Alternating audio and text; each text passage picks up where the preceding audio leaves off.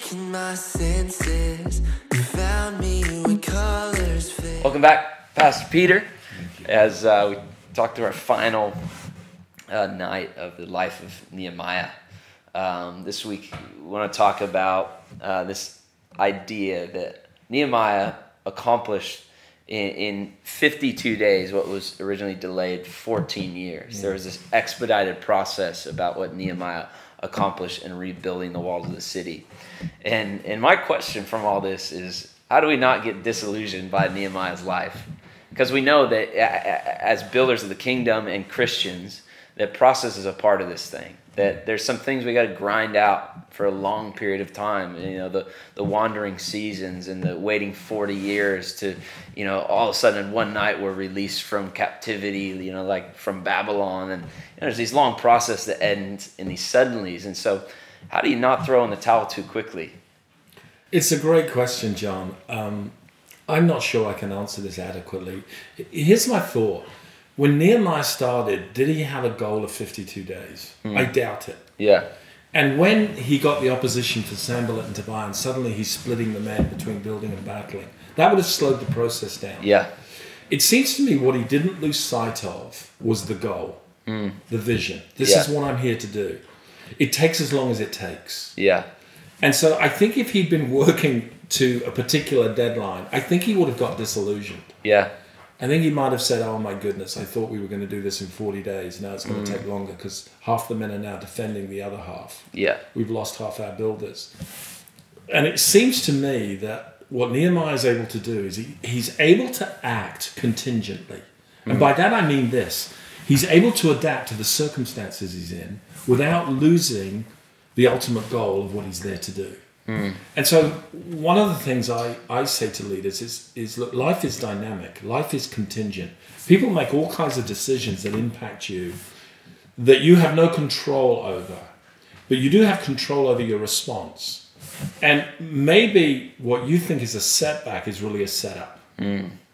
Wow. And so I take the attitude, no matter how bad it looks, let's keep going. Let's keep doing the very thing that we've been called to do. And let's see how this plays out.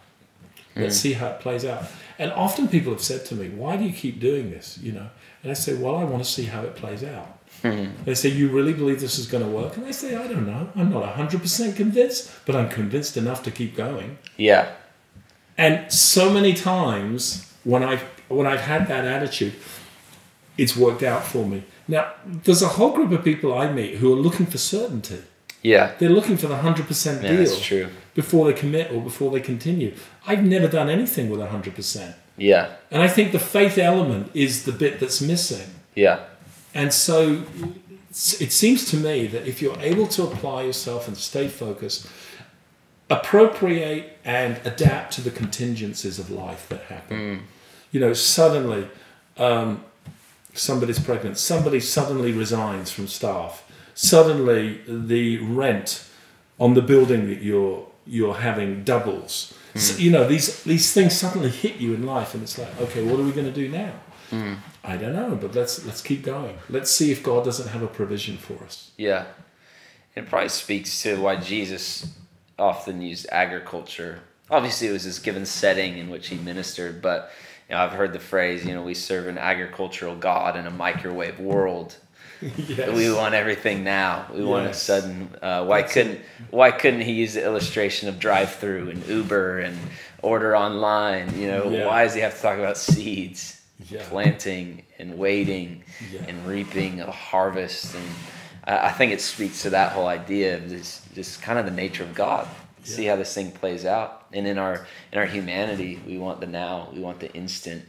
But sometimes maybe we get fortunate like Nehemiah. Yeah, and I think there are moments like that. Yeah. So you know, what took us 6 or 7 years to do and accomplish, we've been able to double in 3 years. Yeah. We gained what we call momentum. Yeah. And with that momentum came an amazing traction. Yeah. And so that kind of thing starts to work for you as well. Yeah. When you're doing something for God. Absolutely. And I think Nehemiah saw that. Yeah. He started to gain momentum. And when Sanballat and Tobiah, they were actually threatened by what was happening. The wall was half its height, and it's like, okay, we've got to do something, stop this guy. Yeah. And they couldn't. Yeah. Had too much momentum already. It had too much momentum. And eventually he created a city which basically meant that any returning Jew could come and feel safe. Wow. Feel like I can be part of this community. Yeah. And I actually think one of the things that we're called to do as church leaders is to create safe spaces, safe communities. Absolutely. Because I think we live in a world of abuse. Yeah. No question. All kinds of abuse. Yeah. Emotional abuse, Yeah. sexual abuse.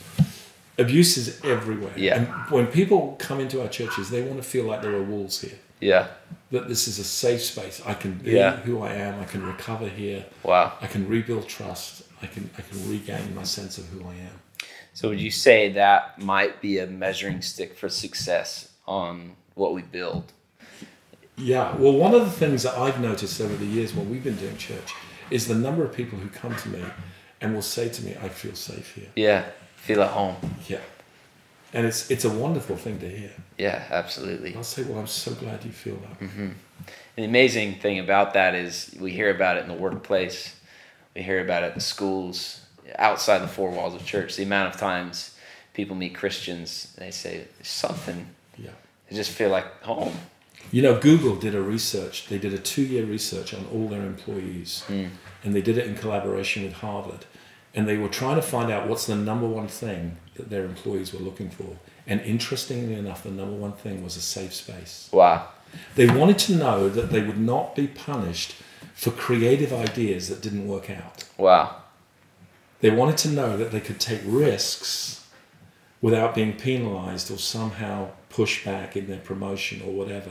Yeah. And that's a fascinating thing, and it really helped Google. Well, how do we create those safe space cultures where people can be creative and can be adventurous and do great things, risk great things for God? Yeah. And I think people like John Wesley had that spirit. Yeah, absolutely. I think other great leaders like that, they just had, I'm going to try this. Yeah.